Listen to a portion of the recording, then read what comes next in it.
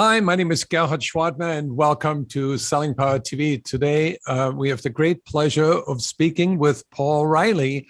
He's the author of a wonderful new book called Selling Through Tough Times. In your book, you dedicated this to your dad, and the dedication, I have to say, is very moving in itself. I told my dad, I said, writing this book was really hard, but figuring out the dedication was easy. And it's because, my dad, Tom Riley, who is in this speaking and training business for 30 plus years, he has been my mental role model throughout, my life. When I've gone through tough times in my career, when I've experienced tough times, he's been a mental role model for me just because he's a mentally tough guy.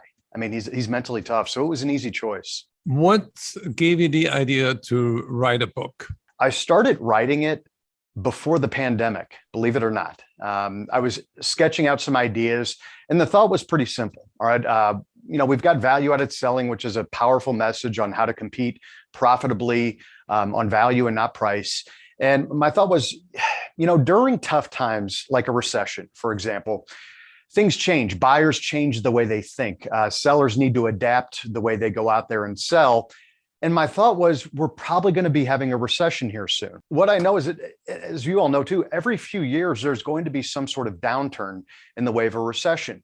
But going a step further than that, there's going to be certain industries that face tough times. As I looked out there, there's really not much out there for salespeople that are going through tough times. So when a salesperson goes through a tough time, what is the thought process? What we know about selling is that we can fail more times than we succeed and still be considered success throughout our career. So salespeople go through mentally tough times in the way that they experience rejection. They naturally have to be resilient, but in the book, we talk about how to build that resilience.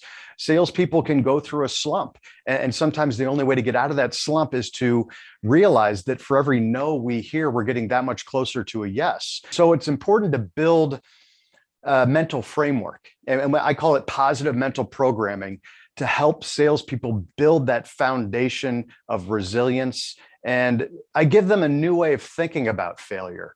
And not only that, but some practical advice on how to rebound from it. Let's hear the practical advice. Practical advice number one, got to ask yourself, okay, when's the last time you looked at the facts? All right.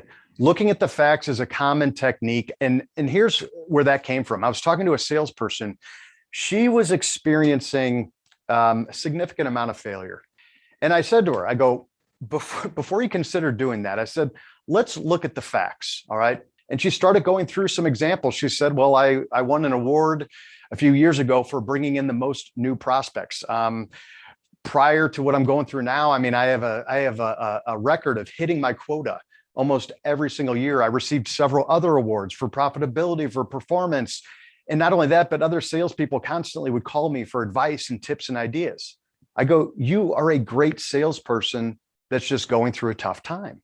When you look at the facts, it's easier to accept the fact that maybe you're just going through a tough time versus being a bad salesperson. Another thing we can do is I love having a hard reset every now and then, as we've been going throughout this pandemic, where it's been a daily grind of trying to hit our quota, homeschool our kids, and do everything in between.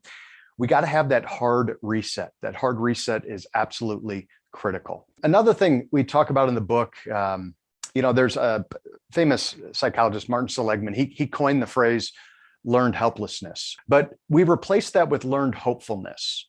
As a salesperson, when you are going through a tough time, what's important to do is to not look necessarily into the future when we're past all of it, right? Instead, let's look backwards. Let's look at our previous tough times and downturns.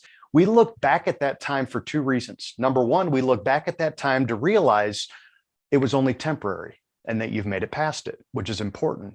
But not only that, we look back at that tough time and we ask ourselves, what are some of the things I would do to help me get through it at that time? What were some techniques I have? And we go back and we try to use those same techniques to help us move forward. What was your toughest time in comparison to your dad's challenges? For my experiences, compared to what my dad has been through, probably aren't going to register as tough times at all, just because he has a higher threshold for them. So I would say probably one of the toughest moments was selling through the Great Recession back in 2008, 2009. I sold in the construction industry, and that was tough. And one of the things that I had to do to just break through from that was finding new opportunities. So during the Great Recession, I looked at what industries were doing very well. Oil and gas was great. Crude was above $100 a barrel. And so I started focusing my energy and effort on selling to industries and to contractors that were directly tied to oil and gas. And I wouldn't have been able to do that if it weren't for tough times. Thank you for sharing all those ideas. There are a lot more in the book. I've read the book. It's so inspiring. It's such an easy read. There are tough times, but you can develop more resilience. But don't be too tough on yourself. Absolutely. You got to give yourself a break every now and then. Let's help everybody get a reset break. Mm-hmm. Head over to Amazon.com, get Paul Reilly's book, Selling Through Tough Times, and it makes everything a little bit more fun and a lot easier.